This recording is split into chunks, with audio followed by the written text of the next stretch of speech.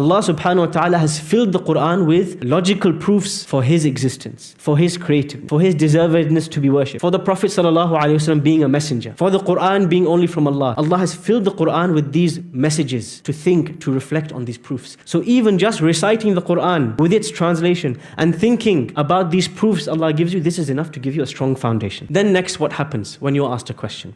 There's a very important technique you should remember. In Arabic, we call it Raddul Mutashabihi ila al-Muhkam. When you come across something doubtful, go back to what you are certain about. I'll give you an example. Recently, and this happens every few years or every so often, a non-Muslim passes away. And this non-Muslim is a very nice person, a very quote-unquote good person. Stephen Hawking, Mother Teresa, Nelson Mandela, you can think of the name. And when a non-Muslim passes away, many Muslims ask the question, this person gave so much charity, this person was such a nice guy, what will Allah do with this person? Yeah, this is the question. Now, there is an answer to this question, but let's assume you don't know the answer to this question. What do you know for sure about Allah and how He deals with human beings on the Day of Judgment? What do you know 100% for sure? You may not know how Allah is going to deal with Nelson Mandela, but you know something about Allah. What do you know about Him? Sorry? He is the just. Allahu huwa al-adl. Even a child can tell you this, right? Basic. It's not rocket science. It's not complicated. Allahu huwa al-adl. Allah is fair and just. So you can answer the question, look, my friend, I don't know what Allah is going to do with Mother Teresa, but I know He is the most just. Whatever He does, it is just. Simple answer. You don't always need to know the answer, the detailed answer to every question. Go back to the basics. What do you know for sure about Allah subhanahu wa ta'ala? Of course, there's a detailed answer.